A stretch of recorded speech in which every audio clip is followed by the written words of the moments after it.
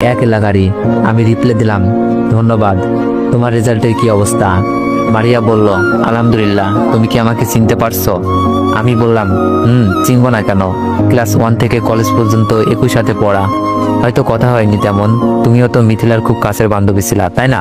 মারিয়া বলল, এখনো আছি, কিন্তু মিথিলার কি যেন হয়ে গেছে। আর শুনলাম তুমি নাকি কি এক কারণে বাসা থেকে চলে গেছো, আর আসো না। আমি বললাম, বলেনি তো তোমার রেজাল্ট কেমন হয়েছে? মারিয়া বলল, এই তো 4.89, একটুর জন্য মিস। আমি বললাম, ব্যাপার না, পরের বার ভালো হবে। মিথিলার কি খবর? যোগাযোগ নাই তো।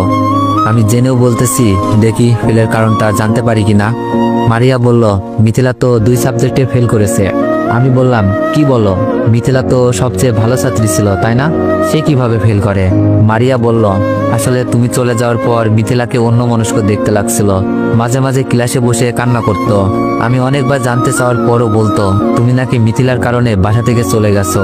মিথিলা নাকি কি এমন ভুল করেছে যা কাউকে বলতেও পারছে না, নিজেও সুখে নেই, ভিতরটা নাকি পুড়ে পুড়ে ছাই হয়ে যাচ্ছে।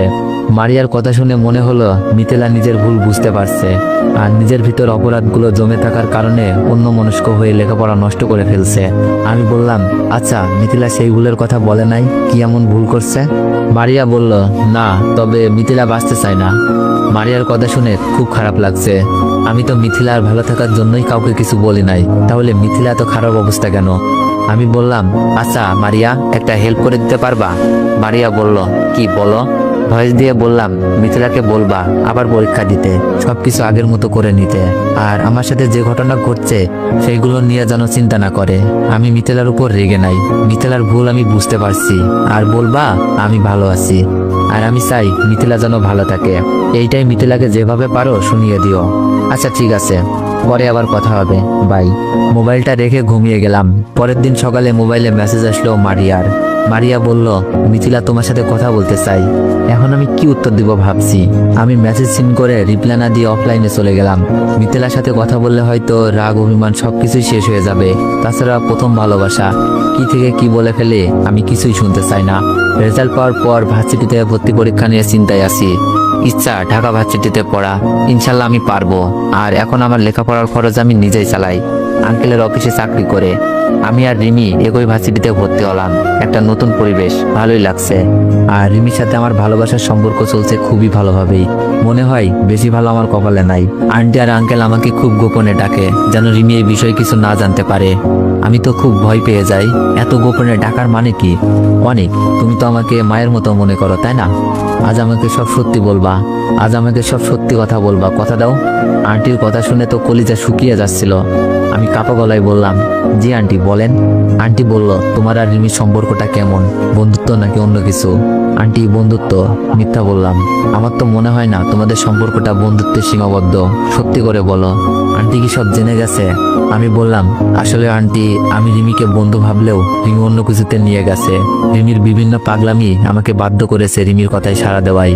আমার বুক কাঁপছে। আঙ্কেল বলল, তুমি জানো তো রিমির বিয়ে ঠিক করা আছে হৃদয়ের সাথে? জি আঙ্কেল। আঙ্কেল বলল, তাহলে রিমির পাগলামিতে কেন সাড়া দিলা? আমি বললাম, আঙ্কেল আপনি তো জানেন রিমি কেমন পাগলামি করে। আর আমি রিমিকে আগেও বলেছি, এখনো বলি, আপনাদের কথার বাইরে আমি কিছুই করতে পারবো না।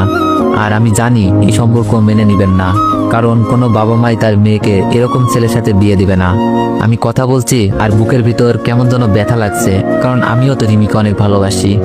আঙ্কেল বলল, সবকিছুই ঠিক আছে, মেয়েটা আমার একটু বেশি পাগলামি করে। তোমরা ছোট মানুষ, না বুঝে ভুল করতে পারো, কিন্তু মেয়েটার তো একটা ভালো ভবিষ্যৎ দরকার। আমি বললাম, জি আঙ্কেল, এখন আমার কি করা উচিত?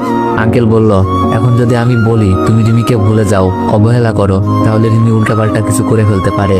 আর এদিক দিয়ে হৃদয়ের সাথে রিমির বিয়ে দিব কথা দিয়ে রেখেছি। তুমিও লেখাপড়া করো, নিজের বাসা থেকে মিথ্যা প্রবাদ নিয়ে আসছো। জি আঙ্কেল, আপনারা যেভাবে বলবেন সেভাবেই করব। বলেন তো রিমিকেও ভুলে যাব, কারণ আপনাদের ভালোবাসার কাছে রিমির ভালোবাসা কিছুই না। হৃদয় ভাইয়া তো আশাকে ভালোবাসেই, এখন ইমোশন দিয়ে আঙ্কেল আন্টিকে মানিয়ে নিতে পারলেই হয়। আন্টি বলল, আচ্ছা তুমি কি চাও বলো। আমি বললাম, আন্টি আমি রিমিকে ভালোবাসি ঠিকই, কিন্তু আমি চাই রিমি ভালো থাকুক। যদি অন্য কোথাও রিমি ভালো থাকে আমি তাতেই খুশি। কারণ আমি হয়তো ভালোবাসা দিতে পারবো, কিন্তু থাকার জন্য ঘর দিতে পারবো না। কারণ আমি তো আপনাদের বাসায় থাকি, খাবার জন্য খাবারই বা দিব কোথা থেকে? আন্টি আপনারা যা ভালো মনে করেন তাই করতে পারেন, তবে রিমির পাগলামির জন্য কিছু একটা ভেবে রাখবেন।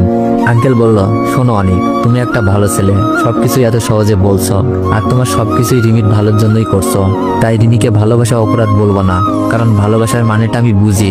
আমিও ভালোবেসে বিয়ে করেছি, কিন্তু বাবা হিসেবে আমার দায়িত্ব মেয়েকে ভালো একটা প্রতিষ্ঠিত ছেলের কাছে বিয়ে দেওয়া, আর আমি কোথাও দিয়ে রাখছি। তাই তোমাকে অনুরোধ করে বলছি, রিমিকে যেভাবে পারো বুঝিও যে রিমির সাথে তোমার চাই না। জি আঙ্কেল, খুব কষ্ট হচ্ছিল। আমার মতো ছেলের জোর করে কিছু বলার ক্ষমতাও নেই, আর আঙ্কেল আন্টি তাদের দিক দিয়ে 100% সঠিক। আমি ভুলছিলাম, বামন হয়ে চাঁদে হাত দিছিলাম। আন্টি বলল, আচ্ছা, কিন্তু রিমিকে বলবা না, এই নিয়ে আমাদের কথা হয়েছে, আর বুঝিয়ে বইল, নয়তো রিমি হয়তো নিজেকে কন্ট্রোল করতে পারবে না। আমি বললাম, আচ্ছা। আঙ্কেল আন্টি চলে গেল। অন্য কেউ হলে হয়তো এতক্ষণে বাসা থেকে বের করে দিত, কারণ আমাকে রাস্তা থেকে ঘরে তুলে যখন শুনবে তার মেয়ের সাথে প্রেম, হয়তো কোনো বাবা মা তা মেনে নিতে পারবে না। তারপরেও আঙ্কেল আন্টি আমাকে ভুল না বুঝে রিমিকে বুঝিয়ে বলতে বলছে। আর যদি আঙ্কেল আন্টি রেগে গিয়ে বাসা থেকে বের করে দিত, আমার লেখাপড়া সবকিছুই শেষ হয়ে যেত, আর থাকতামই বা কই, আর আঙ্কেলের অফিসে চাকরিটাও চলে যেত। আঙ্কেল যদি এতটুকু স্যাক্রিফাইস করতে পারে, আমি কেন রিমিকে ভুলে যেতে পারবো না? যদিও কথায় আছে, ভালোবাসা ধনী গরিব বড় ছোট দেখে না, তারপরেও আমি বলি বাস্তবতা অনেক কঠিন। আঙ্কেল আন্টি চলে যাওয়ার পর নিজেকে কন্ট্রোল রেখে ভালোভাবে ভেবে দেখলাম, রিমিকে বুঝিয়ে না বলে দেওয়াটাই সঠিক। রিমির সাথে আগের মতো মিশি না, রিমিকে বোঝাতেও পারছি না। যদি রিমি সহ্য করতে না পারে? রিমি বলল, অনিক তোমার কি হয়েছে, আমাকে এড়িয়ে চলো কেন? রিমির কথা শুনে বুকে একটা ধাক্কা লাগলো। আমি মোবাইল টিপচার উত্তর দিলাম, কিছু না। রিমি কান্না মাখা কণ্ঠে বলল, মোবাইল রাখো, আমার দিকে তাকিয়ে বলো, আমি কিন্তু তোমার অবহেলা সহ্য করতে পারছি না। তোমার কি হয়েছে আমাকে বলো প্লিজ। বুঝলাম না কান্নাকাটির এমন কি হলো। আমার এইসব কান্নাকাটি পছন্দ না, ন্যাকামি। আমি নিজেকে কন্ট্রোল রেখে নিজেকে ছাড়িয়ে নেওয়ার চেষ্টা করছি। রিমি বলল, এভাবে কেন বলছো অনিক? আমার কান্না তোমার কাছে নেকা কান্না মনে হয়? আমি বললাম, তা নয়তো কি, দেখছো মোবাইল নিয়ে বিজি, তুমি এসে কান্নাকাটি শুরু করে দিছো। রিমি বলল, আমার থেকেও মোবাইলটা বেশি হয়ে গেল, দেখি মোবাইলে কি করছো। রিমি আমার মোবাইলটা হাতে নিতে চাইলো, আমি হাতে দিই নাই, তাই রিমি কান্না করছে। রিমির কান্নার দেখে আমার ভিতরটা পুড়ে যাচ্ছে। রিমি এগুলো কি? পার্সোনাল লাইফ বলেও তো একটা কথা আছে। আমি মিথ্যা অভিনয় করছি। রিমি কেঁদে কেঁদে বলল, কি আমার কাছেও তোমার পার্সোনাল লাইফ আছে? তুমি জানো আমার কাছে তুমি আমার পার্সোনাল লাইফ? এইসব ফিল্মি ডায়লগ বন্ধ করো, অসহ্য লাগে। বলেই রুম থেকে বেরিয়ে আসি। আসার সময় আন্টিকে দরজার বাইরে দেখলাম। জানি না রিমি এখন কি করছে। রিমি কি এগুলো নিতে পারবে? জানি না। আমার যে কিছু করার নাই, রাত 8টায় রাস্তায় বেরিয়ে পড়ি। আন্টি আমার চোখের পানি দেখেছিল, আঙ্কেলও গেটের সামনে চোখ মুছতে দেখেছিল। হয়তো রিমি কান্না করছে। আন্টি অভিনয় করে জানতে চাইছে কেন কান্না করছে রিমি। রিমি কি বলবে না বলবে না? আঙ্কেল বাসায় গিয়ে দেখবে হয়তো রিমি কান্না করছে। সবকিছুর কারণ জেনেও আঙ্কেল আন্টি কিছুই বলতে পারবে না, কারণ ওরা তো দায়িত্বে বাঁধা। হাঁটতে হাঁটতে চোখের জল নিয়ে চলে যাই মদের আড্ডাখানায়। মানুষগুলোর কাছে আমি একেবারেই নতুন। এখানে শুধু কষ্টে থাকা মানুষগুলোই আসে। আমি বলবো না কেউ যেন এখানে না আসে, কারণ আজ নিজের বিবেকের কাছেই প্রশ্নবিদ্ধ। সিগারেট আর মদ খেয়ে চলছি। এসব কখনো ছুঁয়েও দেখি নেই। ভালোবাসার কষ্ট যে কি তা কেউ ভালো না বাসলে বুঝবে না। আমিও বুঝতাম না, কিন্তু ভালোবাসার মানুষটির সাথে যখন পরিস্থিতির শিকার হয়ে বাজে ব্যবহার করতে হয়, কষ্ট দিয়ে দূরে রাখতে হয়, আর ভালোবাসার মানুষের চোখের পানি দেখতে হয়, তখন এই সামান্য নেশা কিছুই না। চোখ বেয়ে পানি পড়ছে আর মদ খাচ্ছি, সাথে সিগারেট তো আছেই। কষ্টটা যেন তারপরেও হালকা হচ্ছে না, তবে চোখগুলো বন্ধ হয়ে আসছে। বাসায় যাওয়ার জন্য পা বাড়ালাম, কিন্তু হাঁটতে পারছি না। দুপা হেঁটেই পড়ে যায়। কখন চোখ বন্ধ হয়ে গেছে মনে নাই। চোখ খুলে দেখি আমি রাহুলের বাসায়। এখানে কিভাবে আসলাম আমি তো মদের আড্ডায় ছিলাম। এর মধ্যেই দেখি রাহুল রুমে আসলো। রাহুল বলল, কিরে এখন কেমন লাগছে? ভালোই। আমি তোর বাসায় কিভাবে আসলাম?